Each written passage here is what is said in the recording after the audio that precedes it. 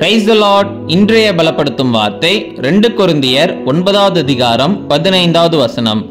2 Corinthians chapter 9 verse 15. தேவன் அருளிய சொல்லி முடியாத ஈவுக்காக அவருக்கு ஸ்தோத்திரம். Thanks be to God for his indescribable gift. ஹல்லேலூயா. தேவன் உங்களுடைய வாழ்க்கையில அநேக அற்புதங்களையும் அதிசயங்களையும் செய்திருக்கிறார். உங்களுக்கான நிறைய ஆசீர்வாதங்களை அவர் உங்களுக்கு கொடுத்திருக்கிறார். உங்களை பாதுகாத்திருக்கிறார். உங்களுக்கு ஒரு நல்ல கோர்ஸ் படிக்க கொடுத்திருக்கிறார். நல்ல ஒரு ஜாப் கொடுத்திருக்கிறார். நல்ல ஒரு குடும்பத்தை கொடுத்திருக்கிறார். தேவன் உங்களுக்கு யாவையும் கொடுத்து உங்களை ஆசீர்வதித்திருக்கிறார். அதற்காக தேவனுக்கு நாம் நன்றி செலுத்த வேண்டும். ஒவ்வொரு நாளும் நம்ம வாழுகிறதற்கு தேவன் கிருபை கொடுக்கிறார்.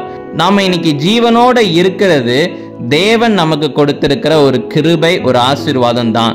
அப்போ நீங்க எல்லாவற்றையும் நினைவு கூர்ந்து, தேவன் எனக்கு இவ்வளோ ஒரு பெரிய ஆசீர்வாதத்தை தந்திருக்கிறார், தேவன் என்னை பாதுகாத்து வழி நடத்துகிறார், தேவன் என்னோட கூட இருக்கிறார், என்னை பலப்படுத்துகிறார், அதற்காக நான் நன்றி செலுத்துவேன் என்று சொல்லி ஒவ்வொரு நாளும் நீங்க நன்றி செலுத்த வேண்டும். நீங்க காலையில ஜெபிக்கின்ற பொழுதும் தேவனுக்கு ஸ்தோத்திரம் பண்ணி ஜெபம் பண்ணுங்க. இரவு நீங்க ஜெபிக்கின்ற பொழுதும் தேவனுக்கு ஸ்தோத்திரம் பண்ணுங்க. எப்பொழுதுமே நீங்க ஸ்தோத்திரம் பண்ணிக்கிட்டே இருங்க. தேவன் உங்க வாழ்க்கையில செய்த நன்மைகளை நினைத்து ஸ்தோத்திரம் பண்ணிட்டே இருங்க. தேவன் நிச்சயம் உங்க வாழ்க்கையில ஒரு பெரிய காரியங்களை இன்னும் செய்வார். இன்னும் உங்க வாழ்க்கையில அநேக ஆசீர்வாதங்களை தந்து உங்களை சந்தோஷமாக வாழ வைப்பார். நம்ம எல்லாரும் கண்களை மூடி ஜெபிக்கலாம். எங்களை நேசிக்கிற நல்ல தகப்பனே, தேவனே, பிள்ளைங்க வாழ்க்கையில அநேக ஆசீர்வாதங்களை நீங்க கொடுத்திருக்கிறீங்க. நீங்க நேர்த்தியான பாதையில வழி நடத்துகிறீங்க. உமக்கு நன்றி செலுத்துகிறோம் அப்பா. தொடர்ந்து வழி நடத்துங்க.